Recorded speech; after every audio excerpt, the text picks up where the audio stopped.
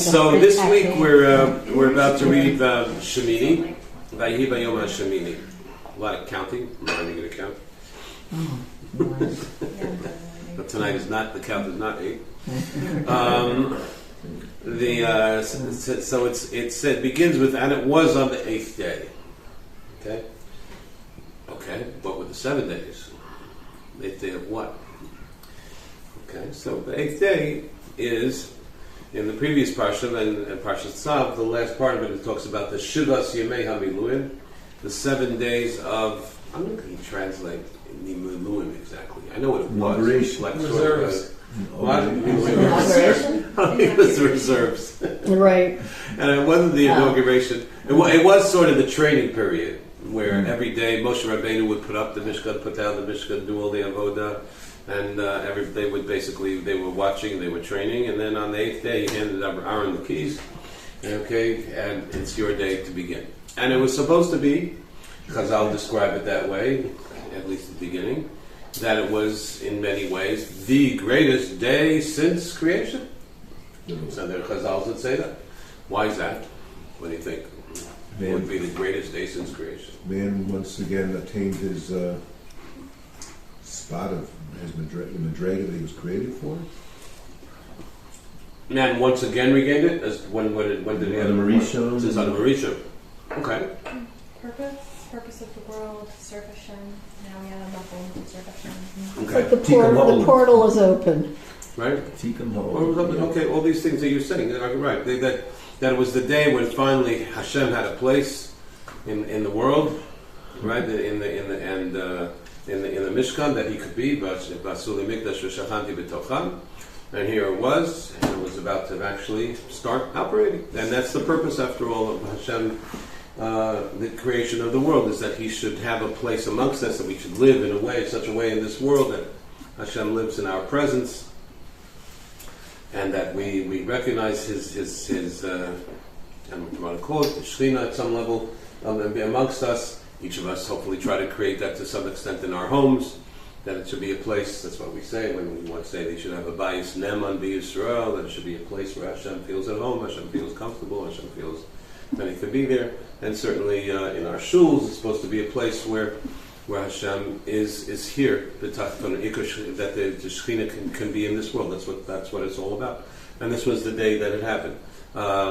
In fact, there's a famous Ramban at the beginning of Parshas of Sefer Shemos, in which he just introduces the whole Sefer and what it's about, and why the Sefer is basically about Yetzias Mitzrayim, but the Yetzias Mitzrayim on itself is not the goal. The goal is not even Har Sinai. The goal is Yetzias Mitzrayim, Har Sinai, get the Torah, and then live the Torah. Live in such a way in which the Torah will be amongst us. Of course, the main thing will be when they come to Eretz Yisrael and live in the Yerushalayim and the Beis Hamikdash, etc.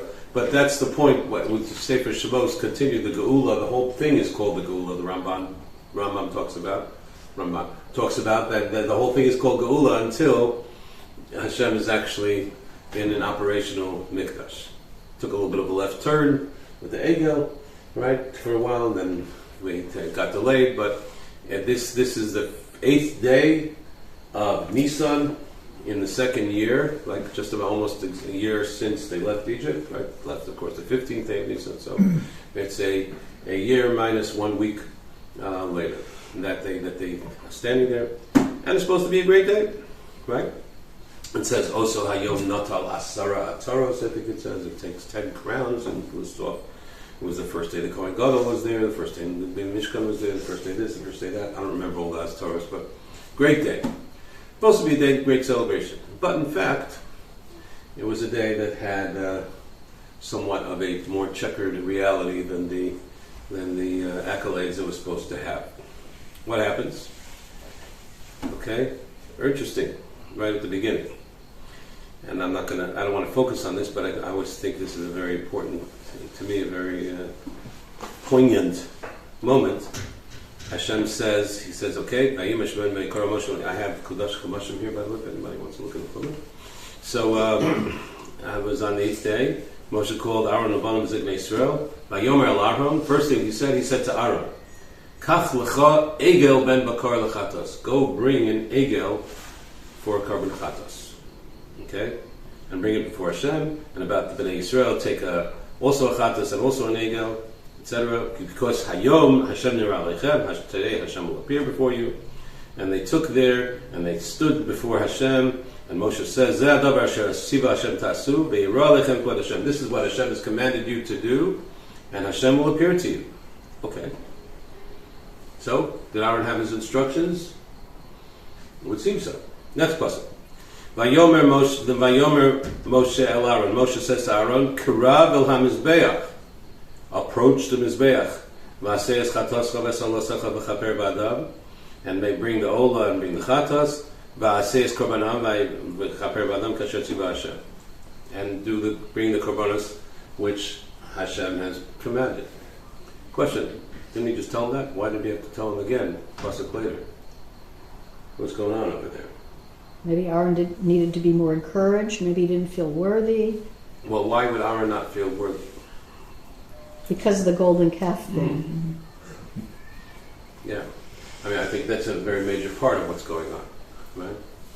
Without going into the whole story of the golden calf now, and without going into all the why and what and how and exactly what happened, we spoke about it a little bit.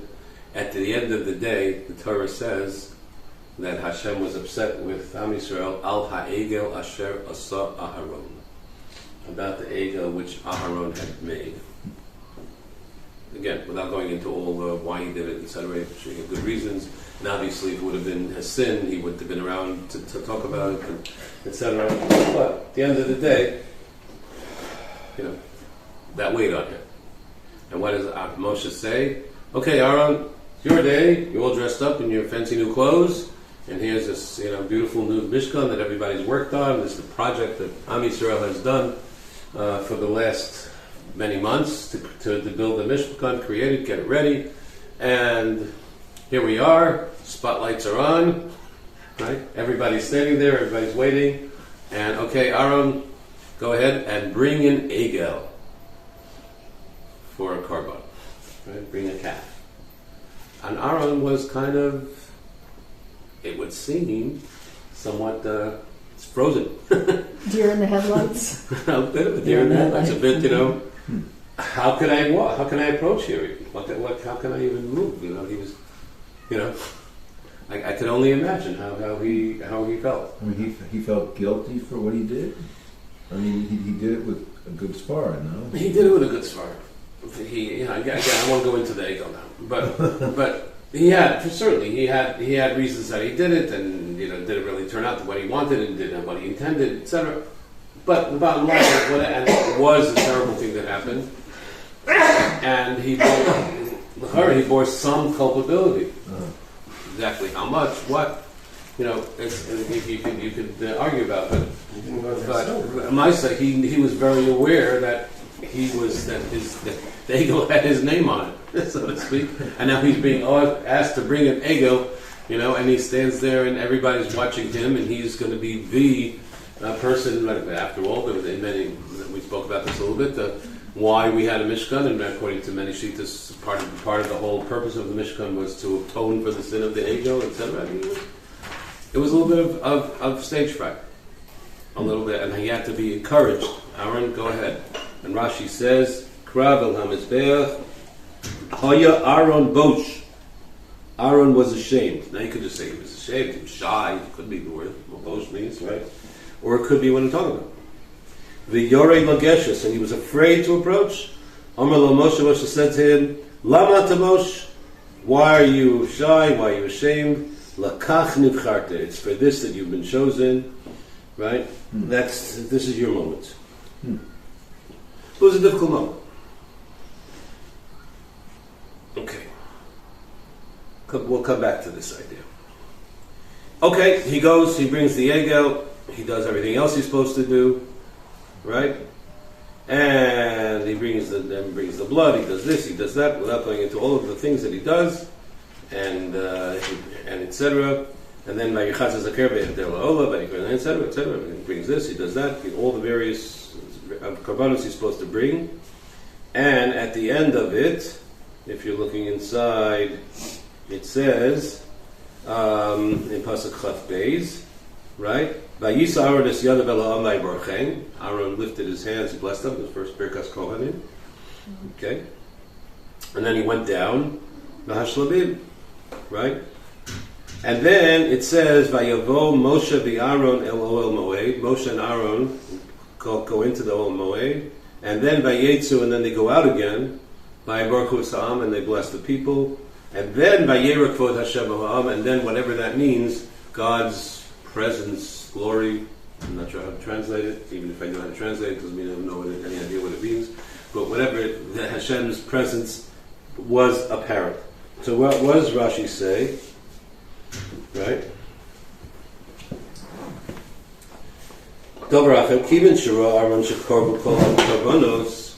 Aaron saw that he had brought all of the offerings, and everything he was supposed to do, he somehow, he'd gotten it together and he forced himself and he'd gone and he'd done everything.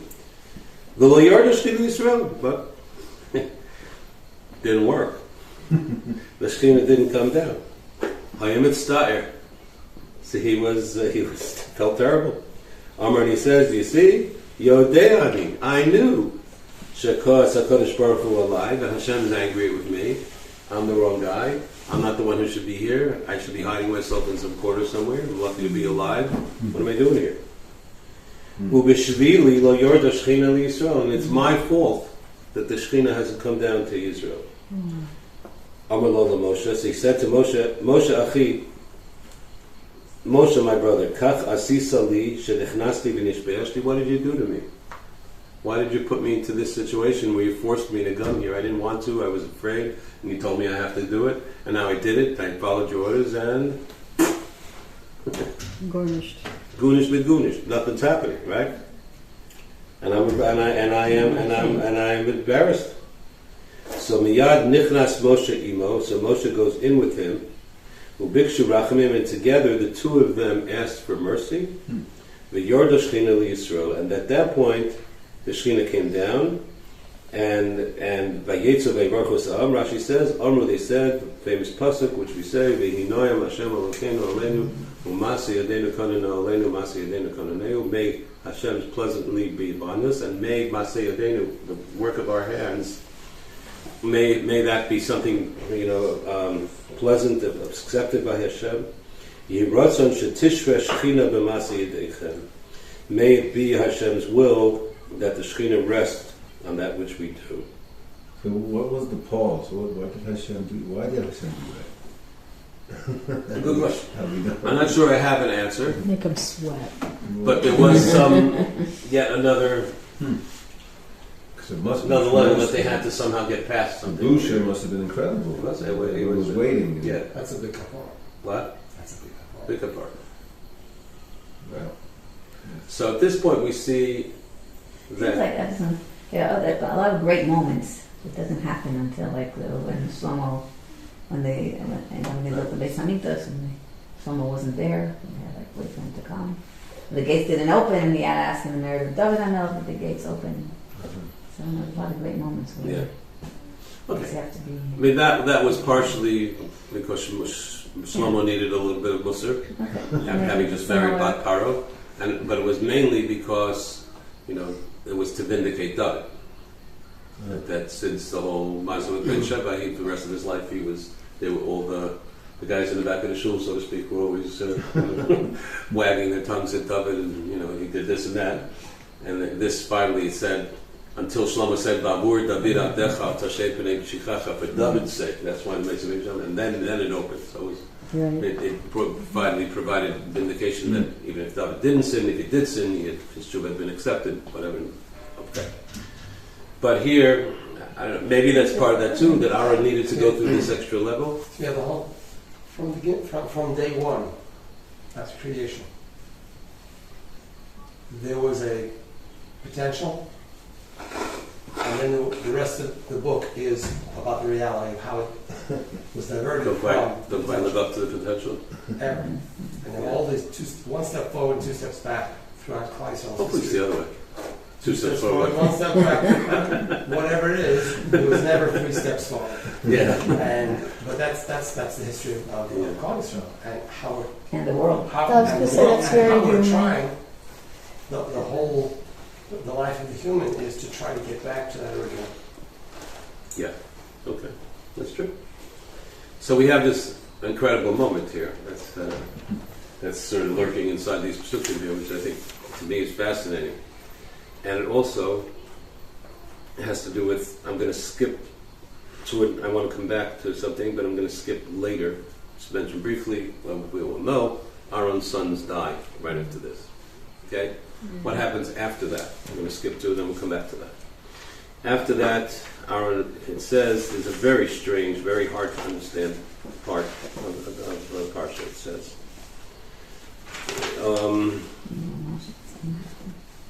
It says,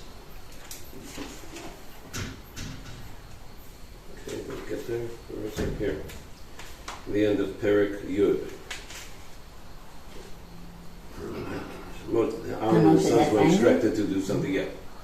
It says in Chamishi, Perek Yud, Pasuk Tezai. V'asira chatos darash Moshe v'hinei soraf. Moshe asked about a carbon chatos, and that rather than having been eaten, right? That was one of the jobs of the Kohanim, was to eat some of the certain things. They had not eaten of the carbon chatos. Okay. Vayichtov, Moshe got angry. On the two remaining sons of Aaron, right? Sorry, who should have eaten? The Kohanim should have eaten it. Should have eaten the carbon chatos. There were only 3 Kohanim, so one of those. And he says to them, why didn't you eat it? That was there, that was part of the kapara. The blood wasn't brought properly, you're supposed to eat it. It wasn't the blood brought in, sorry, you should eat it. And then Aaron says to Moshe, Hein hayom hikrivu es chatasom es olasom l'fnei Hashem v'tikrenos yikayel. They did bring the korban chatas. There were 3 chatos, basically. There was the chatas of the Rosh Chodesh, which is the one they're talking about. There was the chatas of Nachshon, as part of, the Nisim, every day. And there was another chatas. The inauguration? I forget what the term was. What? The Kohanim being maybe could be. I don't remember. Okay, so maybe that was what it was. So they ate of 2 of them, but not of the third one. And Aaron says, well, they ate of the other 2, but they didn't bring this one. And he basically was arguing with him. Mefarshim explained, those that were special on that day, they ate. But the one which was Rosh Chodesh, which was just basically Rosh Chodesh, every Rosh Chodesh. What was Rosh Chodesh? Yeah, the first day of Nisan. It was the 7th of the Miluim. It was the first day of Nisan, right? So it was the that chatas, since it was just a Rosh Chodesh chatas, we didn't eat. Why? Because they were all onanim. What's onanim? Or mourning. Right. It's even before morning, right? When you have a loss and it hasn't even been buried yet, right? You basically are patur mikol mitzvahs. You're not only not patur from mitzvahs, you're not allowed to do the mitzvahs, right? So how can he eat the Now the Kohen Gadol is removed from that, right? The Kohen Gadol, the halacha is that Kohanim are supposed to be mitami to the 7 close relatives, but Kohen Gadol not. The only one the Kohen Gadol is ever mitami to is a mitzvah, right? Otherwise he doesn't become tamei, right? So he said, but that day they were all at level of Kohen Gadol, without getting into the technical issue. But basically they said that day we were not supposed to do it. And Moshe vayishma, Moshe vayita ve'inav. Moshe hears about this, and it is good in his eyes. Says Rashi, vayita ve'inav hoda v'lo bosht lomar lo shamati. And the Gemara is actually quoting the Gemara in Zvachim, which says he was admitted, and he wasn't ashamed to say, "Yeah, you're right. I made a mistake." Now, for Moshe to make a mistake about halacha is not simple. I forget stuff every minute, but for Moshe Rabbeinu didn't quite know the halacha clearly. What's the problem? Everything we have is based on Moshe, right? Because Moshe tells us that's what it should. Now Moshe's not getting it right. It's a problem. It's a severe problem. I remember hearing a story about Rabbi Moshe Feinstein, that he once somebody asked him a question or whatever, and he gave him an answer, and he said, it says I'm basing my answer on the Gemara about Mabashra, about Samach Gimel of days, and that touches. Okay. guy came back a couple days later and he said, Yeshiva, that was beautiful answer, and that Tosfos is wonderful. And just, I have to tell you, the Tosfos is not Salach Beis, it wasn't on Daf Salach Gimel. And Rav Moshe got very upset. He said, what do you mean? It can't be. No, bring me Gemara right now, let's look it up. Right? And with the Taki, he was right, Salach Gimel, not Salach Beis. He says, why are you getting Rav Moshe, and you know anything about him? He was epitome of somebody who was modest and humble and wasn't a show-off. And, right? He wasn't late, he was trying to show that he was right. But he said that because I paskin, you know, from my memory. Because he had a fantastic memory, and he like a photographic memory, he remembered all these things. And I depend on the fact that my memory is good. But if you're telling me that I'm starting to slip up and my memory isn't quite right, so I can't paskin anymore, because, you know. So he felt, so, I mean, that was just Rav Moshe Feinstein. Rav Moshe Rabbeinu, of course, you know, for him to admit, so to speak, there was a mistake, but he felt it was important in this instance to admit that there was a mistake and to say publicly, he made a mistake about this, and I got it wrong. Okay. Interesting. So we have both Aaron and Moshe having a moment of embarrassment here. Right? Of Aaron we described, here's Moshe. They're both, so to speak, human. They're both having a moment which they don't quite feel that they quite measured up. I think that's both of these are very interesting, and then it's only when they joined forces, as we saw in the pasuk earlier, right, that they went together into the Mishkan and came out, that Shemini came down. And in fact, there's a pasuk, I'm not going to look it up now, but it says, the only time it says in the Torah, by Hashem spoke to Moshe and Aaron, Leimor Aleihem.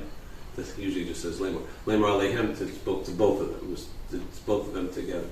I think that's interesting, partially in terms of Sfiras Omer, because tonight is, I'll say it. I think it's Netzach Shabbat Gvura. It's we're at the fourth day of the second week.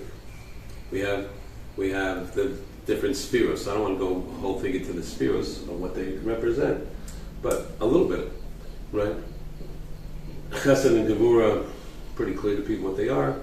Tiferes is usually taken as, sort of a mixture of Chesed and Gevura brought together. Okay, and then there's Netzach, Hod, Yisod, Malchus. Malchus is the ultimate, where everything comes together. Yisod is where the fundamental issues. Netzach and Hod are kind of the more mystical, mysterious ones, particularly Hod. Right? Who's the representative of Netzach? Moshe. Right? Each one, Abraham is Chesed, Yitzchak is Zvura, Yaakov. Moshe is Netzach, Aaron is Hod. Okay? And again, just a little side thing here, but I think it fits in nicely with what we're saying. Netzach basically represents Netzach Yisrael Lo Yishaker, the eternity of the Jewish people, the thing that we hold on to, that's going to be like the firm basis of everything. That fits with Moshe Rabbeinu. Moshe Rabbeinu is the one of the Torah who pointed out it's all dependent on Moshe Emes, etc. That he stands for that absolute Torah. What's Hod?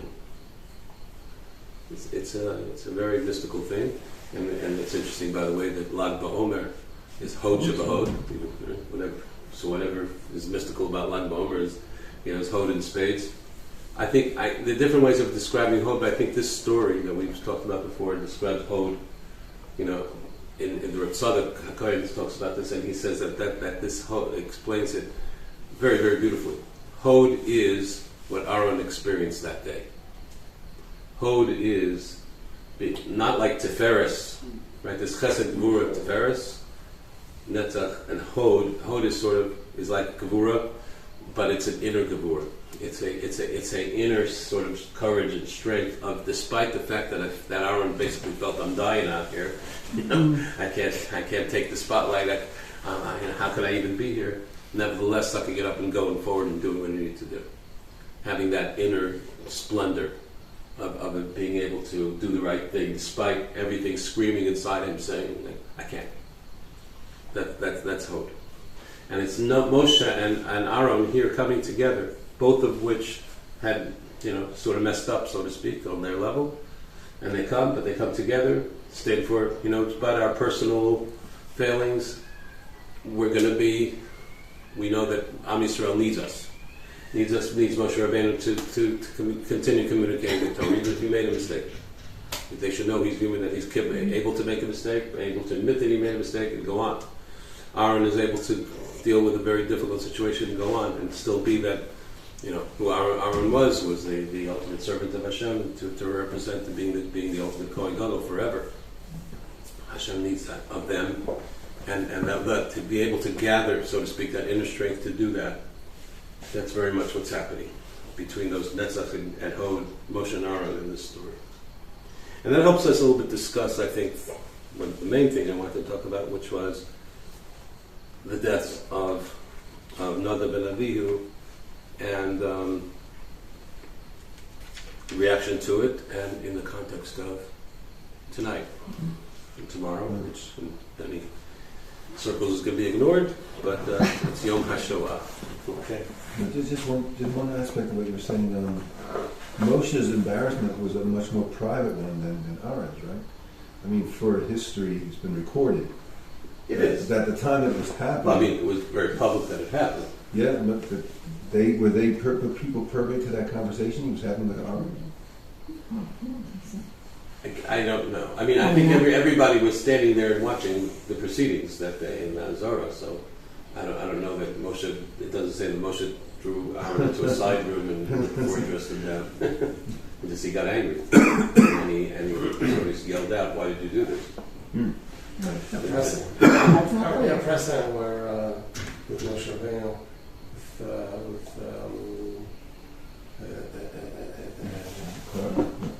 with Cosby and Zimmer, where he says, the din, right? Well, there he didn't get upset. He got angry. He didn't know that he was too embarrassed to do anything because Zimri had said, who allowed you to have the Midianite women? So he felt powerless to stand up to that. It's a big fuss stood up for it. But the Medrash does say that there are 3 times that Moshe got angry, and every 3 times it was a disaster. And here he messed up. There was another time Moshe got angry, most famously he hit the rock, right? He got angry, and then there's Vayiksav Moshe Pikudei Chayil. There's also another time later in Bamidbar. So anger is never a good thing. Okay, so what happened? So, etc. After that pasuk, we go back in the first parak, and it's in Parak Chavdal and Shlishi. Vatesa Ishmael Taneshim V'Doro Zalol Zafalavim. A fire came out and burnt everything on the mizbeach. That was part of Hashem's presence appearing. Again, we don't know what that means, Hashem's presence, but obviously it had something to do with the fire coming down from heaven. And at that point, Parak Yud, the incident happened. Vayichu b'nei Aaron Nadav and Avihu ishbechtas avitin bahen eish vayisimu leketoras. Aaron and his sons, Nadav and Avihu, the 2 elder sons of Aaron, each of them took a fire pan. They put an eish on it. They put a ketoras on it. And vayikrivu l'fnei Hashem eish zora asher lo tziva osam. And they brought a strange fire for which they had not been commanded. What happened? Vateitzeh eish l'fnei Hashem. Another fire came out, vatochal osam, and it consumed them. Vayimusu l'fnei Hashem, and they died before Hashem. The Gemara says, we saw the Gemara in Perikhelet, that it burnt their insides. Their bodies were attacked, went through their nostrils, and killed them. Okay.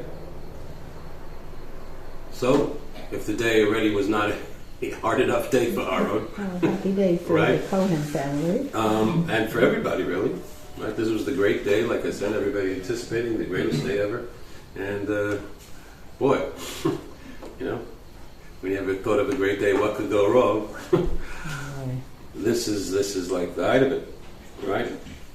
And what does Moshe say? Vayomer Moshe el Aaron. Moshe says to Aaron, his brother, who had just lost his 2 sons. Everybody standing around watching. And his child died, right? Children. And he said to him, Hu asher diber Hashem le'mor. This is what Hashem said. Varies before Hashem asked, where did Hashem say this? We don't know anywhere that Hashem said this. What does that mean? Where Hashem said, come back to it. V'kravai ekadesh. Through my holy ones I will become sanctified. Val Pnei Kol Ha'ameh Kaved, and in front of all the people, my glory will be shown. And of course, all of us wonder what that means. It's hard to know what that means. Hashem somehow has kavod because they died. What was that? How are we supposed to understand that? Not really very clear. And what does Aaron do? Vayido. He's quiet. Okay? And then Aaron goes, and then Moshe says he calls Mishol and Safon, two of his nephews, right? And he says to them, go and, who are Levium, you go and take out the bodies. And they go and they take them out. And then he says to Elazar and Isamar, you can't be, doing any kind of avelus today, right? Because you shouldn't do that. And if you do that, that will cause even a bigger problem. Al kol edei Yisrael, Hashem will be angry. So who's going to cry? V'achechem kol beis Yisrael yivku es hasreifa. The rest of your brethren, the rest of the Jewish people, they're the ones who are going to cry. U'mipesach ol moed lo seitzu pentamusu, and you shouldn't go out from the Elul Moed. Shem nislas Hashem alechem, because you have Hashem Mishcha. In other words, like I said before, they had somehow a din of a Kohen Gadol that day, even though they were not the Kohen Gadol, but they had that din. They weren't allowed to have avelus. So we have the death of the sons of Nadav and Avihu, and the death of Nadav and Avihu, and how Aaron is supposed to react, how he's supposed to react, how, in fact, of course, as in all the stories in the Torah, particularly this one, it's supposed to teach us something about how we might be called upon to react in the face of tragedy. And could be personal. I mentioned to Avram before. I felt a little bit. Of course, our hosts unfortunately had the loss of a child, and I was a little bit wasn't sure if I should bring up this topic, but it is what it is, and we'll talk about it. But none of us should have such tzuras, but everybody has Baruch Hashem, not that, but other tzuras and other difficult things, and frankly, again, Yom HaShoah. Right? All of us are the generation of survivors, and we are Achechem Kol Beis Yisrael Yivku Es Hasreifa Shesorach Hashem. We're all sort of in that boat of still mourning the Sreifa which Hashem burned, and that's kind of what Yom HaShoah is supposed to be. We don't have time now really to talk about it unless you want to, but at the end, we're happy to. But there's a lot of, should we celebrate Yom HaShoah? Should we not celebrate Yom HaShoah? Should it be this day? It's because it's in Nisan? Is that one the question? Well, first of all, why did they pick this day? What's the positive? Why this day of all days? This was the day of the uprising of the Warsaw Ghetto. Right. That's the anniversary. Right. So that's why they picked this day. And actually, the full name is Yom HaShoah v'Hagvura, the day of the Holocaust and of heroism. And so that factor, I think most people felt that in our generation, like I said, and certainly when it was first established, a very short time after the Holocaust, within 10 years of the Holocaust, people felt that we have to have a national day of mourning. There are different arguments as to what the appropriate day is. Typically, in the Jewish community, in the Frum community, most people say that there should be Tisha B'Av. Other people, including some in the Frum community, say, well, they'll get lost in Tisha B'Av because Tisha B'Av, we have enough to worry about without the Holocaust.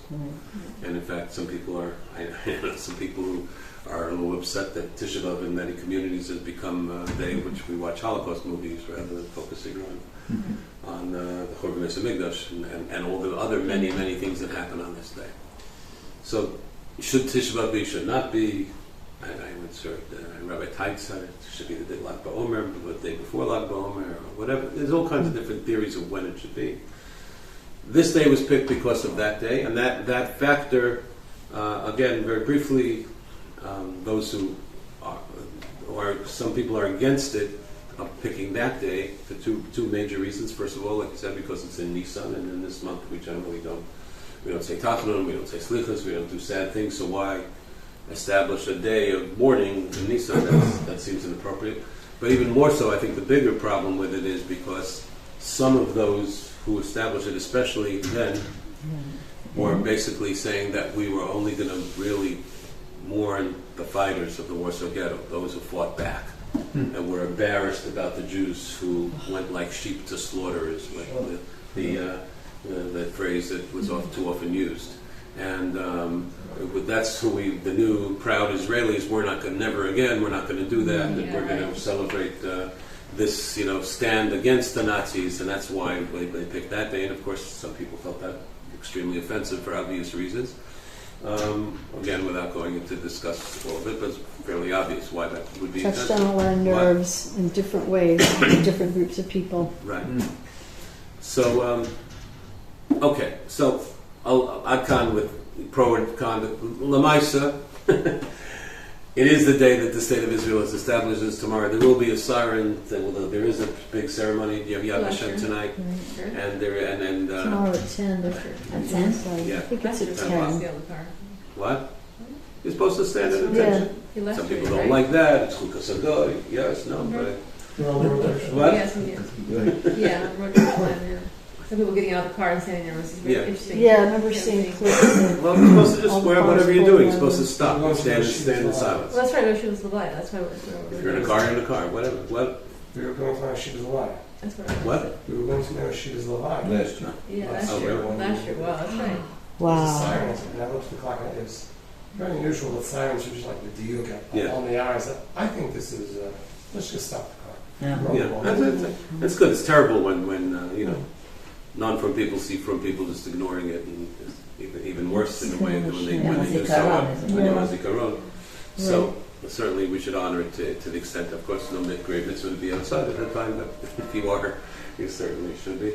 And again, with all the pro and con arguments about whether or not this is the right day, that we should take time It is what it is. to think about the Holocaust and mourn it, and to recognize that, for better or worse, it certainly was a major factor in the formation of the State of Israel, and continues to be, is important. But we have to, of course, think about what it means for us.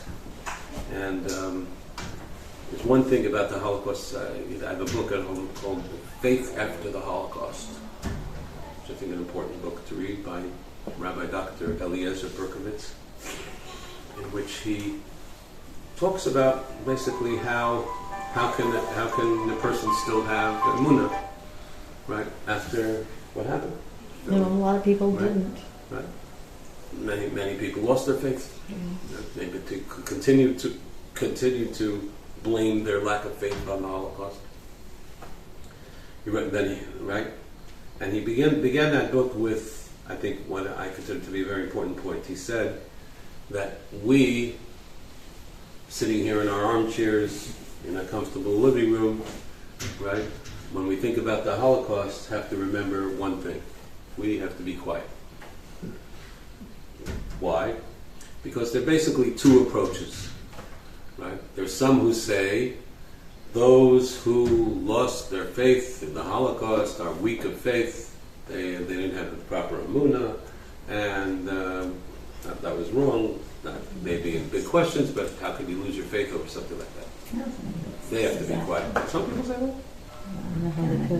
And there are other people who say, right, that the other side is that those who continue to have faith, right, don't they understand, right, how could a God let such a thing happen? How can, what kind of God is this merciful God who saw babies being had smashed in and millions of children being killed in gas chambers? How could God let such a thing happen? That's the problem with giving people free will. Right.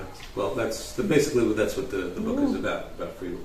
So, right. So he said both of those attitudes are wrong. Why? He says for those who, so it's confusing for me to have to say.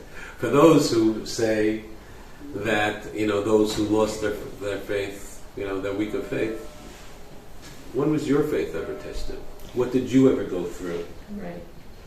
that was even remotely as difficult to your faith, that was a challenge, than the people who went through Auschwitz. Yeah, I know it was a personally, I challenge. don't think I would have survived one day in That's not a Auschwitz. question. That's not a question. What? That's not a question.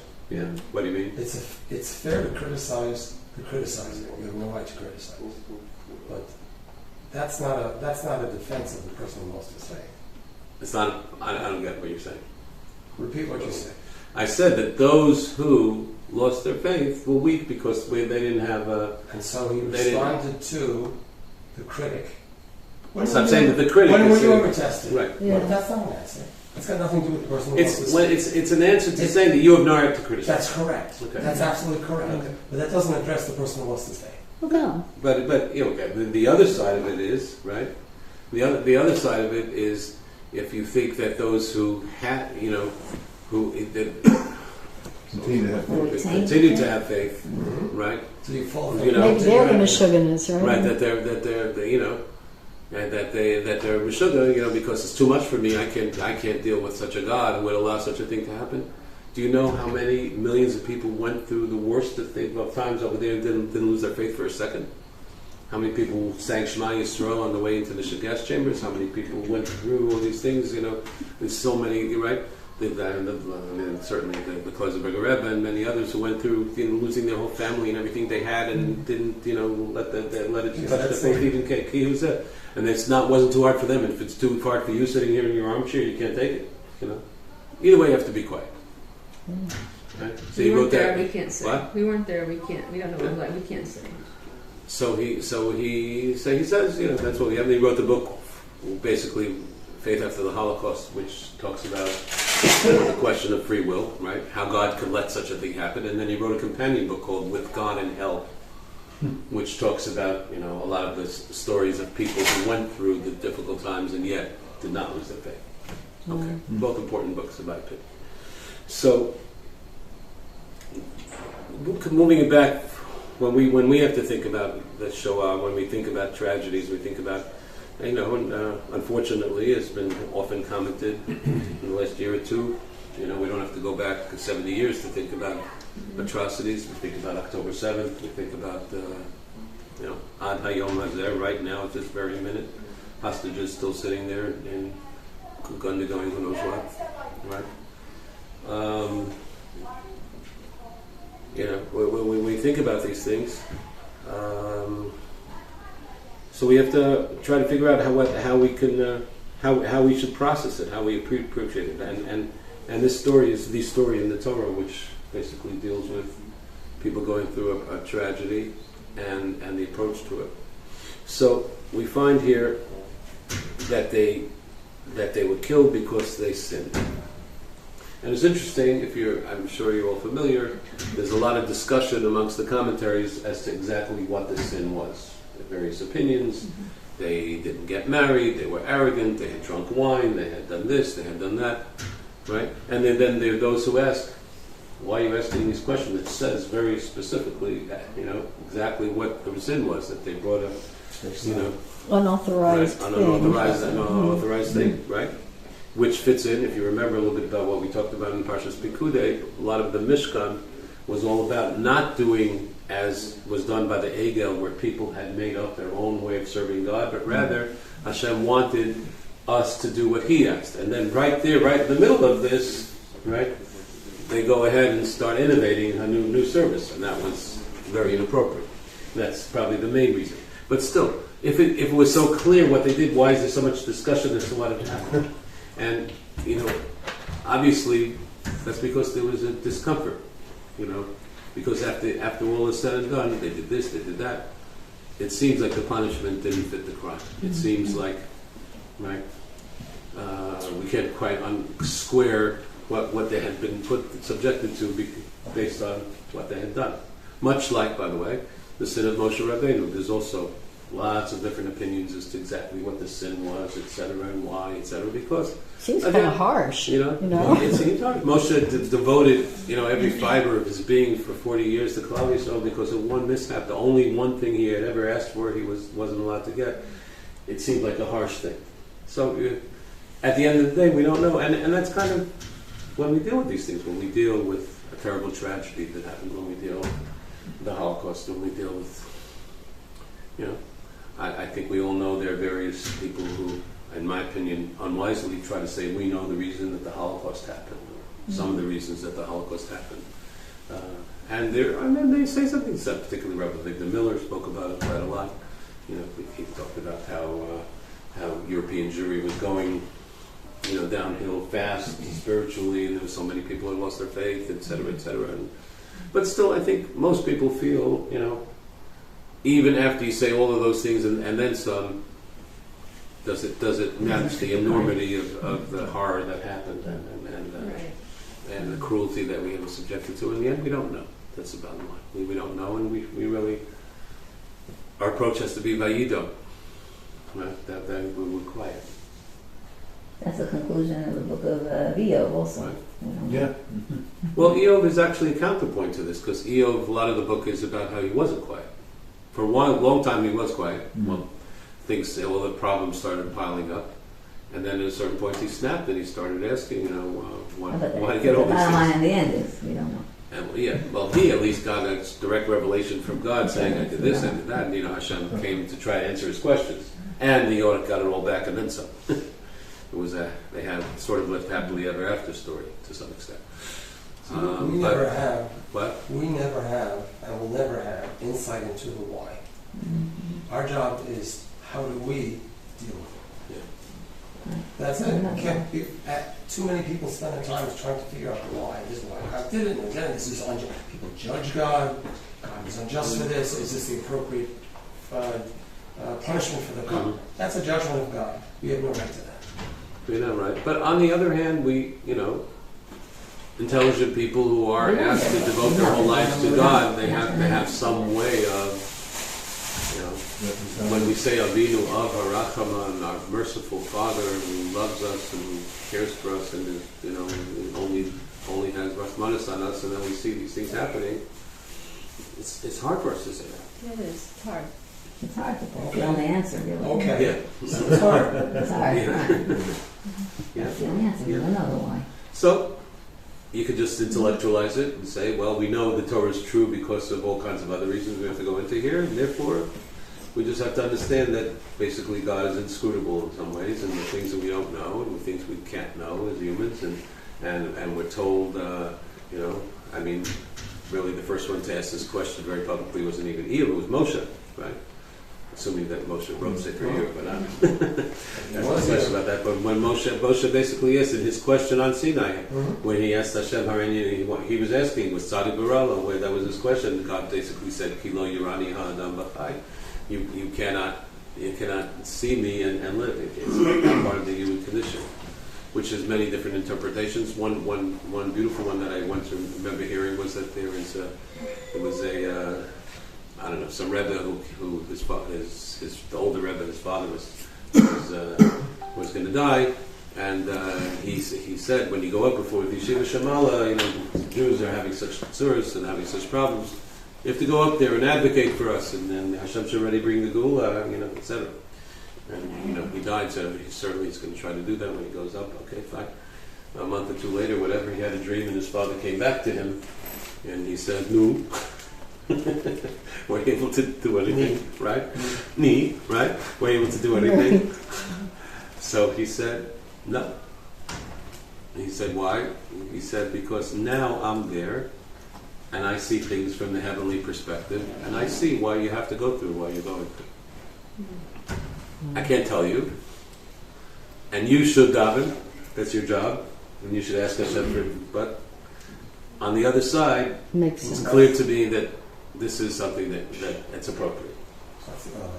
So that's somewhat comforting, disconcerting. I'm not sure what the right word is. It's nice to know But that there are some answers. It's nice to know that there are some answers. We're just not privy to getting them. Yeah.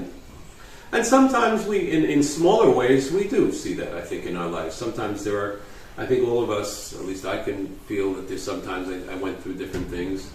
And I wondered, you know, why I had to go through those things. And then later I did. If I should have prepared this properly, I would have come here with ready to turn on a song by Garth Brooks called Unanswered Prayers. I don't know if you Yes. ever heard that song. You know Great that song? Big Garth fan. What? Big Garth fan. Where he basically is talking about how he went to some high school football game and he met his old flame, right? And he remembers how when they were in high school, he and this other girl she was the greatest, and he had been thinking about her, and then if only she would, go out with him and she'd be with him, he'd be the happiest man alive, etc., etc. And now, it's 30 years later, and he looks at her, and he looks at his wife, and he says, "Thank God for unanswered prayers." Right? It's a great song. You should really, you should get it. You should listen to it. Atmosphere. But, Atmosphere. but that's. I think all of us have had that experience to some degree or another. That we see that we. Absolutely. We think we know. In fact, that's a lot of times that we just something that I heard the other day that I certainly came up. I know when my mother, Allah Shalom, was the last year she was miserable. She just depressed and she was in pain, and she couldn't deal with many things herself anymore, and she needed aid for the simplest things. And, right? You would tell somebody would come to my mother and say to her, you should be well, live till 120. She would say, Chas v'sholom.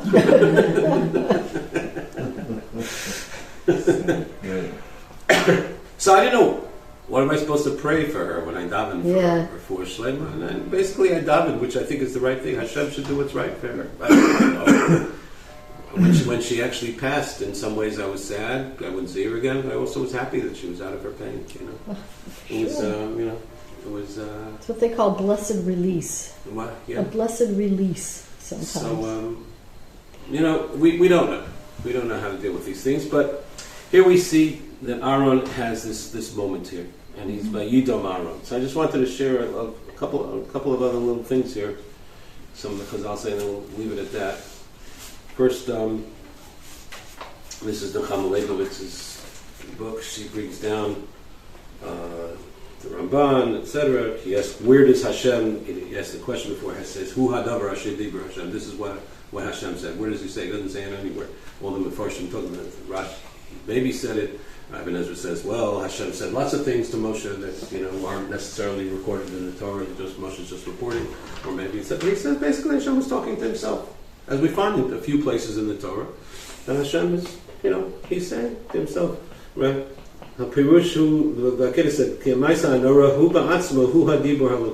He's speaking to himself, so to speak.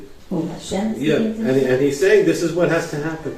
That it was needed to happen that these people, that Nadav and Avihu had to go, right? Again, without going into why, etc. But that they were two very, very great people. And there's a famous Rashi here which says that, and that's Rashi. This is what Rashi's answer is. Rashi said when earlier Hashem had said that he had said back in Sinai that there's going to be v'nikdash b'kvodi. I thought that either you or I am going to have to die, but in fact we see they were greater than us. Right? Okay, but fine. But he says more than that.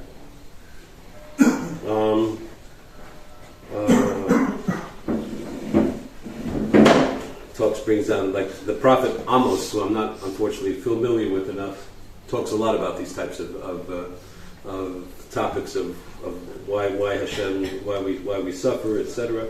But he basically talks about the idea that when HaKadosh Baruch Hu does din with tzaddikim, right, that somehow his level of dealing with tzaddikim is that they're held to a higher standard.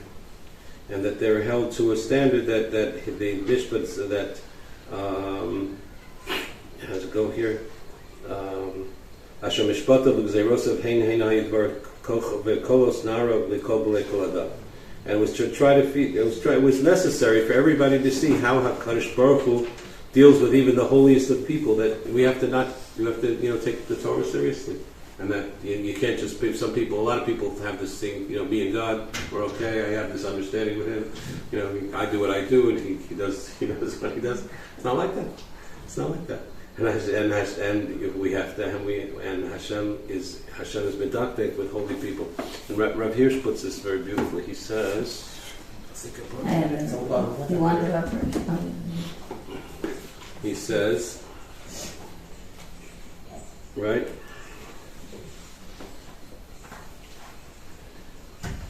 Our verse should be interpreted in the sense of the verses cited from Yechezkel, Mekadesh. Through my strong actions against my close ones, my sanctity becomes known. Not by overlooking the sin of my close ones, even decreeing upon them, it becomes manifest that my will is absolute. Okay, skipping a little bit. Seen in this light, these words of God contain the ultimate consolation for Aaron. And therefore it says, Vayidam Aaron. The consolation is this. Had his sons not been Krovei Hashem, if his sons had not been such holy people, perhaps their sin would have been forgiven. And the divine decree that was dealt to them would not have been a warning of such solemn import to the people. This is an interesting thing, that particularly in today's political climate, this could have been written today. These words of God are antithetical to the modern point of view that grants immunity to great men of intellect or politics in the matter of their moral lapses. According to this view, men of intellect are entitled to be treated with great leniency if they violate God's moral law. But according to Judaism, the greater the person, the greater their moral responsibilities. As the Gemara Yevama says, "Usaviva b'nisara ma'od b'lamed shekadosh baruch hu medakdek em siviva kechut asara." Hashem is careful about those people close to him, even like as a hair's breadth. It's also written, "El naras b'tzod kadosh rabba v'norakos viva," etc. For holiness is the foremost duty of anyone who attains closeness to God. And as it says, Moshe therefore they were called upon God, etc. And therefore he exacted justice. So in other words, what Aaron was being told here was, yes, it's a tragedy, but it also speaks to what fantastic children you raised. And Moshe raised, by the way. Moshe then considered Moshe's children in many ways. Also Moshe's own children was a little bit of a different story, whenever that went. We're not going into that. But it says in many places that the sons of Aaron were, Moshe was their father also. And, sometimes it's the holiest people, the closest people to him that need to be the ones somehow that incur this wrath. And Vayidam, Aaron is quiet. Did he cry? Not so clear. Doesn't say, yes or no. It says, Achechem kol beis Yisrael. But I was seeing in this book, there's a very nice book written by a friend of mine, Rabbi Brander, Los Angeles. He wrote this. I thought it was very nice. He says, Aaron was not allowed to mourn, but did he cry? We all know of Aaron's solid nobility, but did he shed tears for the loss of Nadav and Avihu? A stoic Aaron training his inner world to be inured to the pain is disturbing. Hard to think of Aaron that way. Rambam's words that he was crying aloud and weep silently. Maybe that's part of what you were saying before. He didn't. They comfort me. The Ramban, Aaron's silence were the words he could have chosen to say but chose not to. That was part of the avodah over here that Aaron had to not say all the things that come to mind. Elsewhere, the Ramban teaches that even the greatest believer, who knows beyond doubt that the soul is a better place, also cries. Why? Because teva ha'adam livkos. We tend to cry. Some people more than others. Right? It's the nature of man to cry even when parting from living friends. Why do we cry? Or Chaim explains that a real departure from the ones who one loves always evokes tears, even if they're going to a better place. For the personal loss is so great. Open friend, think of Yeshiva Seminary airport scene, where parents are saying goodbye to their sons and daughters who are leaving to Israel. The believer cries for himself, his pain, and the pain of all those left behind, who will no longer experience the closeness of the departed. And that's part of the crying. And he says a beautiful story here. The first Belzer Rebbe had lost his Rebbitzin, whose name was Malka, and after a year was still crying. His Gabbai, mindful of the Rambam's admonition against excessive mourning, and there's supposed to be a time where you stop crying, pleaded, Rebbe, it's enough. The Rebbe responded, I'm no longer crying for Malka. After a year of such pain, I would do anything to have my Kala, my Malka, back. So I turned to Hashem, And I say, how painful must it be for you without your Kala, without the Jewish people, without your Malka? Why not bring her back? I was so troubled by that question. And what did Hashem answer? If they would cry for me as much as you cry for your Malka, I would have brought the redemption very long ago. Wow. We're the generation of Ikvus of the Mashiach, right? The heel of Mashiach. The heel is the most callous part of the body. Maybe being Ikvus, we become like a heel. We become so callous that we forgot how to cry. So, it's in summary, we go through difficult things. We have to learn how to cry. We have to learn how to go on. We have to learn how to say what needs to be said and not said, what needs to not be said. But to deal with life, not to run away from it, to face the fact that sometimes life does throw us some lemons, and you can't always make lemonade out of them. But right? somehow you can learn to deal with them anyway. And on that depressing note, I'm not going to say Yom HaShoah, but maybe in the memory of all those who suffered and died in Klal Yisrael, that we should, Hashem, be able to understand.